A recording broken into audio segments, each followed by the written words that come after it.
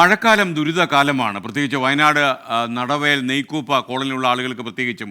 കഴിഞ്ഞ ദിവസം പെയ്ത മഴയിൽ നരസിപ്പുഴ കരകവിഞ്ഞ് ഇവരുടെ വീടുകളിലേക്കാണ് കയറി ചെന്നത്. വയലിനും വനത്തിനും പുഴയ്ക്കുമിടയിലായി ഗോത്രവിഭാഗക്കാരായ നിരവധി കുടുംബങ്ങൾ ജീവിച്ചു തീർക്കുന്നു എന്ന് വേണം പറയാൻ. മഴയൊന്ന് ആഞ്ഞു പെയ്താൽ ഈ നരസിപ്പുഴ കരകവിയും. പിന്നെ ഇവിടുത്തെ മനുഷ്യർ നെട്ടോട്ടത്തിലാകും. പകലെന്നോ പാതിരാവെന്നോ വ്യത്യാസമില്ലാതെ ദുരിതാശ്വാസ ക്യാമ്പുകളിലേക്ക്. അതൊരു തുടർക്കഥയാണ്.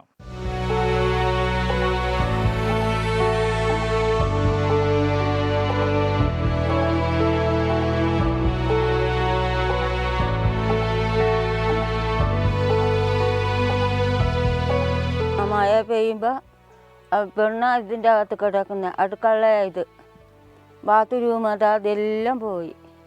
ഇനി മഴ വരുമ്പോൾ പിന്നെ എന്താക്കുമോ എന്തോ. ഞാൻ രാത്രിക്ക് വെള്ളം വന്നപ്പോൾ ഞങ്ങൾ അറിഞ്ഞില്ല.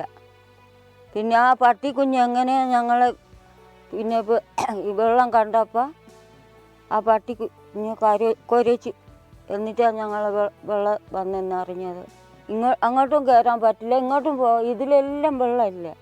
എങ്ങനെ പോകല്? ഇവിടെ കൂടി. പിന്നെ ഞങ്ങൾ രക്ഷപ്പെട്ട പോരല്ലോ, പശുകൾ നോക്കണ്ടേ. നെയ്ക്കുപ്പ കോളനിയിലെ കടുത്ത പറയുന്നത് മഴക്കാലം ഒരുക്കുന്ന ദുരിതത്തെക്കുറിച്ചാണ്. ഇവരുടേതടക്കമുള്ള നിരവധി വീടുകളാണ് വെള്ളം കയറി അപകട ഭീഷണിയിലായിരിക്കുന്നത്.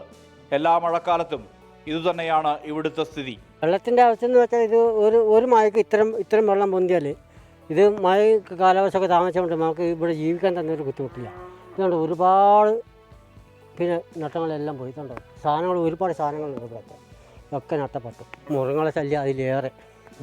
ഇത് ഇന്നലെ വരെ ആന ഇവിടെ വരെ വന്നതാണ്. നമുക്ക് ഇതുപോലെ ഒരു വീടും സ്ഥലമൊക്കെ കിട്ടിയാൽ നമ്മൾ ഉടനെ മാറാൻ പിടിച്ച് എത്ര നമ്മൾ ആവശ്യം കൊടുത്തു, എത്ര നേതാക്കന്മാരെ കാല് പിടിച്ചു, ഒരാളും ഇത് ഞങ്ങൾക്ക് നിയന്ത്രിച്ച് വരുത്തില്ല. മുമ്പിലേക്ക് വരണ്ടേ.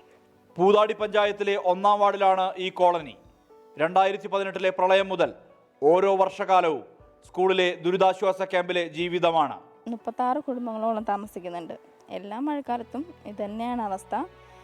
ചെറുതായിട്ടൊരു മഴ പെയ്താൽ വെള്ളം വീടിനകത്തെത്തും. പോകാനോ നിൽക്കാനോ ഒരു സ്ഥലവും ഇതില്ലാത്തൊരവസ്ഥ. എന്ത് ചെയ്യാമെന്ന് പറഞ്ഞാൽ സാധനങ്ങളൊക്കെ പകുതിയും വെള്ളത്തിലാണ്.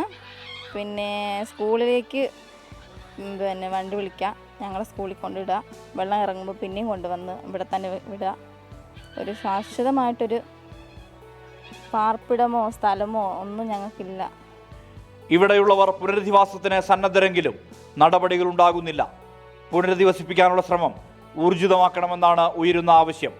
മനു ദാമോദരനൊപ്പം സുർജിത് അയ്യപ്പത്ത്, 24 വയനാട്. വിധി ദിനത്തിൽ 24 മാജിക് ജൂൺ 4 ചൊവ്വാഴ്ച രാവിലെ 5 മണി മുതൽ 24-ൽ.